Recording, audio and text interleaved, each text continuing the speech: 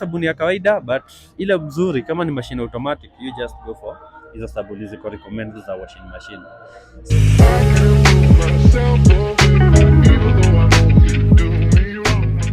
Then there is also a video I saw you did very well about the soap.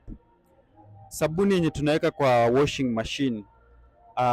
To advise ni sabuni gani ama tunafaa kuweka kiasi gani? Ama how do we go about that? Okay, for professional use ya washing machine venye iko design, kuna sabuni mara mbili. Kuna the hand wash na kuna hiyo sasa ya machine. The hand wash it is designed to produce povu mingi, but ya machine hainanga ile ati povu mingi sana, ni kapovu kidogo. So now because the machine has something we call a pressure switch. Hii pressure switch ni yenye ina detect level ya maji. Nowadays naona hiyo technology iko mingi sana kwa machine kadhaa So iko na another pump, additional pump inatumika